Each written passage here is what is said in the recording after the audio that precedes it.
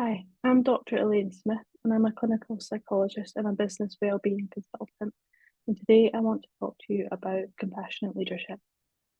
The reason I'm so passionate about compassionate leadership is because of my own personal experiences of having less than compassionate leadership, and quite the opposite in some cases. Not all of it. I have had good experiences as well, so then you know the difference. But also my professional experiences. So, as a clinical psychologist, having clients come to me with lots of stories and experiences about the workplace, and that's why I'm really interested in this subject, and I want to share some of that in this short webinar today. So let me get my slides for you, and we will get started.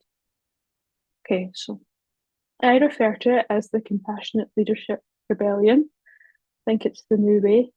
I'm not saying it's the only way, of course, there's lots of ways to lead people, but I'm a very strong believer in it. So let's look at the shortcut to leadership impact. What can we do now to make an impact?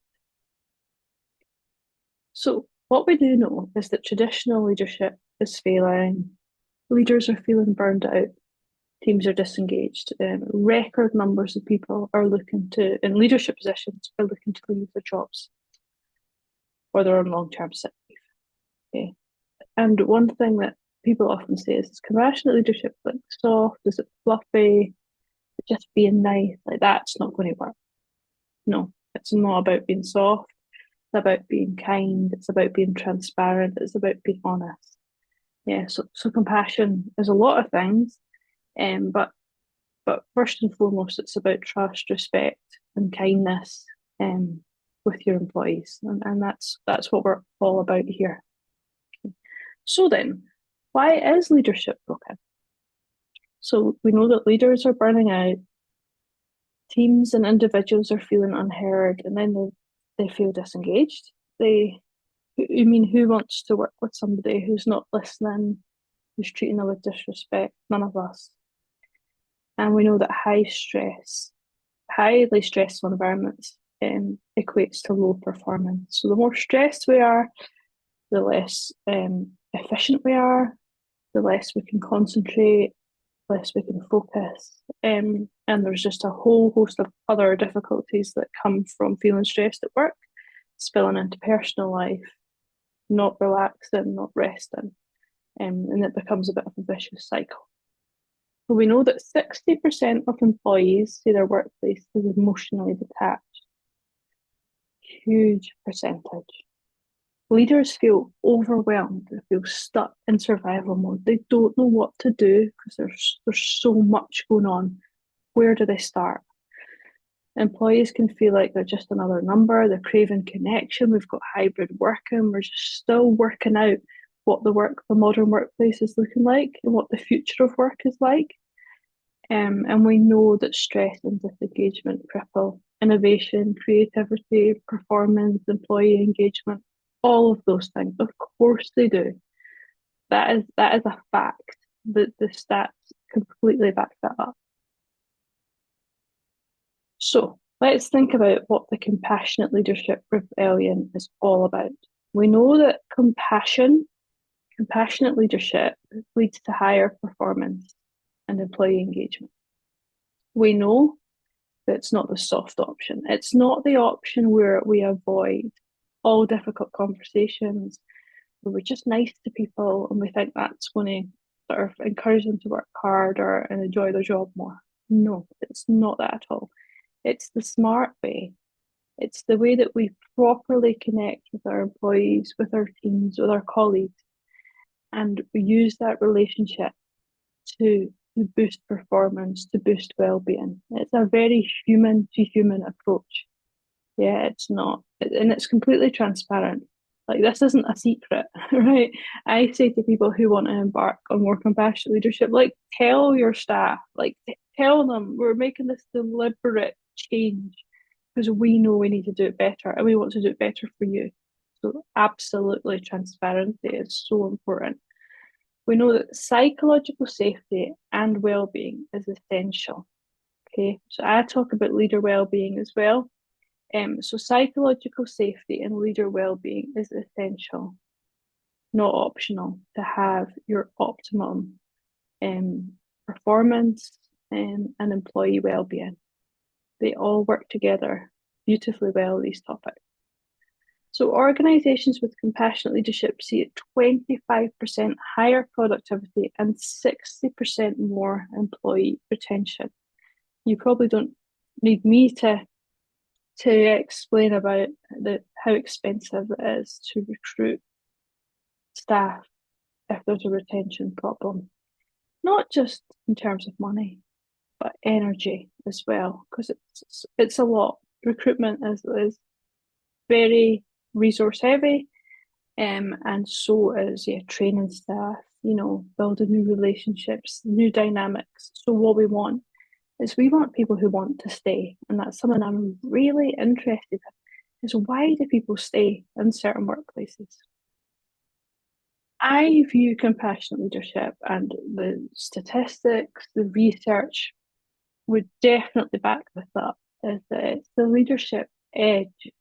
It's how we use compassion and leadership to bring people alongside us, to build genuine relationships, to be the vulnerable leader at times, to not pretend it's all going fantastically well if it's not. I mean, that's where I think it's really important to be an honest, open leader as well.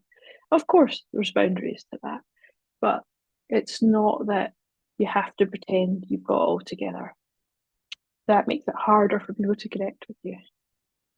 So companies with people-focused leadership outperform competitors. You can go and look that up. It is also heavily evidenced. Okay, those companies who've really invested in people-focused, compassionate leadership are streets ahead in terms of their performance. We know that psychological safety, where people feel they can speak up, where they can be themselves, where they can challenge the status quo, it fuels creativity. People are better at problem solving, they're more loyal, they feel like they can just be themselves in the environment, and there's no fear of retribution if they challenge a manager about something, obviously in a respectful way, just in the way that anybody would. But it's just having that psychologically safe space is going to increase the chances of your employees wanting to stay where they are at work. So it's a very effective leadership model. And I say this is the rebellion. So let's think about one thing you can do now to shift into compassionate leadership. I think this is one of the most important methods. Okay, very, very simple in theory, but like a lot of things, we must practice. So this is just pause and listen, otherwise known sometimes as, sort of active listening. But the point here is that you've maybe seen sort of around social media. I know it's been going around a lot, but about how we listen to understand and not to respond. We are hardwired, especially in leadership positions, to jump to solutions. Sometimes we're so anxious listening to what somebody's saying that we want to have the solution straight away.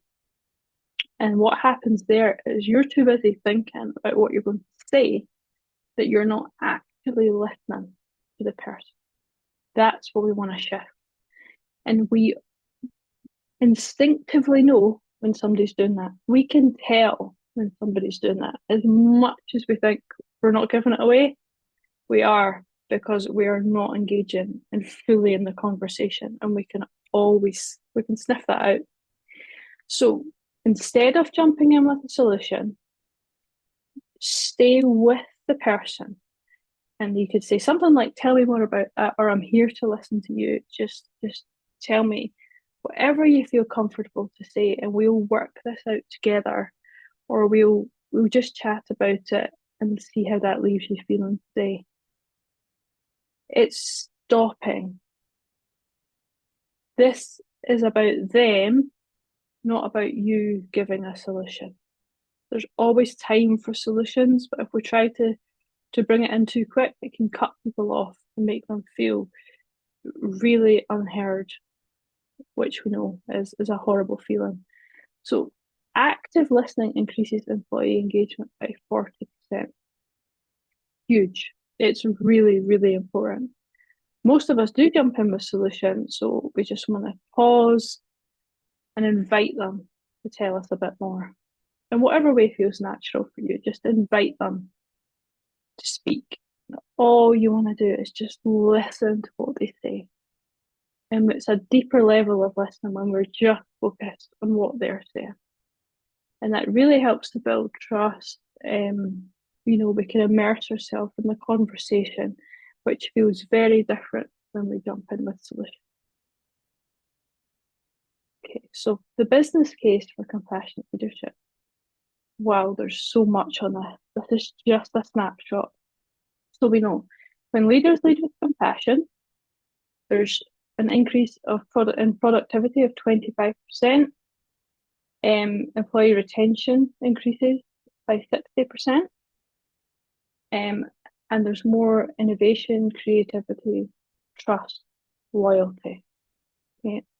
And it's easy just to say these things, but in reality, these have huge, huge positive implications for organizations. We know that burnout rates drop by 30% in organizations with compassionate leadership. 30%, nearly a third of the workforce. Incredible.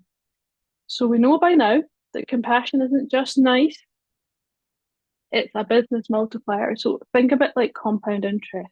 Okay, if you know anything about how that works. I don't know an awful lot, but it's the multiplication effect. So if every small piece of this compassionate leadership jigsaw, if you like, by all leaders in an organization, can you imagine the impact of that building compassionate leadership skills amongst senior leadership and leadership team? Incredible. Engaged employees work harder, stay longer, and innovate more. Yeah, speaks for itself. And happier teams mean better results. So not only are you improving the well-being, it's a very, it's the right thing to do because you're looking after your team's well-being. And the absolute bonus of that is it also improves business performance. So mental health and well-being first, and then it also improves business performance. Yeah. Okay. So what are the things that might hold you back from embarking on a sort of more focused journey of compassionate leadership? You might think, I don't have the time, it's too soft, I'm not really into that, or I need to focus on results, I have no time for this. Okay. It doesn't take an awful lot of time actually, is the other thing. Very simple techniques. We know that employees in psychologically safe workplaces are 3 times more likely to be engaged. I know I'm coming up with a lot of statistics because there are a lot of statistics. There's so much evidence and research in this area. And we know as well that I've talked to lots of people. Leaders fear that compassion can make them look weak. Okay. I think in the modern day, it absolutely does not. Plus, it's, the evidence is so strong anyway, but that we do celebrate vulnerability more now. If we look at some of the positives of social media, some of the positive strides we've made in sort of stigma around mental health as well, we really do celebrate when leaders themselves can be vulnerable and when we can all talk about mental health and well-being. Okay, so I think it's really seen as a strength now. Compassionate leaders get results faster because their teams trust them. Trust goes such a long way in the workplace. Well, in every area of life, but we're talking about the workplace. And psychological safety accelerates growth. It doesn't slow it. Okay. So in my compassionate leadership, the rebellion course, I cover compassionate leadership, unsurprisingly. That's what I'm talking about specifically today. So the overarching theme is an outcome that I think about is about, well, it's about compassionate leadership, building psychological safety, and also about leader well-being, because I think these three topics work beautifully together. And combined, I call them the rebellion. Okay. We use proven strategies, some case studies, and you get steps towards being that more compassionate leader and have understanding and having a real, like a solid foundation to know where to go and know that you're on the right track. I mean, it's not perfect, it's not linear anyway, but it's a really good solid foundation for you to make this shift. 95% of employees say they would stay longer at a company that invests in their leadership development. So even for your leaders who, when they take this course, they'll already feel valued as well, because it's about them also. It's about their well-being as well, and obviously the more they help their employees and get trust, the positive relationships, the more it benefits them as well. Okay.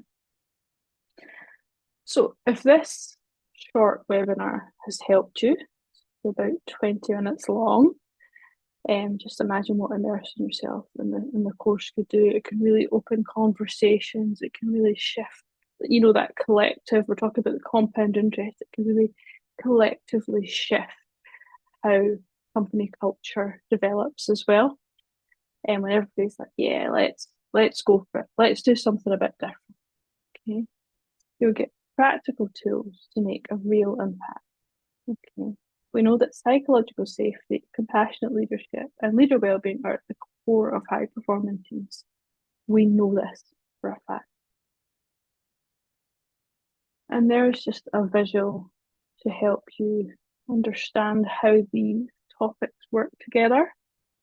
And I call it the future-ready leadership. I think that's what we're really talking about. We need to really step up, because the work environment has changed so much as well. And now we know, we have all this information about what works. Why would we not use it? Okay. So you can have a look at the Venn diagram, you can pause, just have a little reflect on what it would mean for your organization. You might be drawn particularly to one or two of those circles or segments, whatever might be going on in your own organization. It's really important just to reflect here as well. Okay. And there's a QR code for a link to the course as well. You can pause and you can scan it if you want to get that link up. So to join the rebellion, get this course, as I said, you can scan the QR code. But for this I've also got this exclusive offer. But this is only available for people who have watched this webinar. I'll not advertise this anywhere else. So what you'll get is you'll get 20% off if you enroll 10 people on the course. Okay. And email me direct and I will set this up for you to make the purchase easily. And just quote me webinar 20 so that I know you've watched the webinar, because it'll only be available to people who've watched it. Okay. So you've now got one leadership shift. You know that the stopping, the listening, holding ourselves back from trying to think of solutions. Just imagine the impact you could have with many more tips, research, research-backed evidence in the whole course, what that could do for yourself as a leader, for your whole organisation. If we really start on this, okay, we're going to invest here in our leaders. We're going to invest in compassionate leadership, psychological safety, leader well-being. And again, you can scan the QR code, and just in case you needed a bigger one, I know some of you will watch on your mobile. I thought I would put a bigger QR code there. Okay, so you can pause and you can scan that. It's also available on my website, drelainesmith.com. If you go to the course page, and then it'll take you direct payment. But of course, if you want to do the bulk purchase, 10 or more, or any bulk purchase, just email me and we'll get that sorted out for you. Okay. So thank you so much. I really appreciate you spending time with me today. And yeah, get in touch if you've any questions. Okay. Thank you.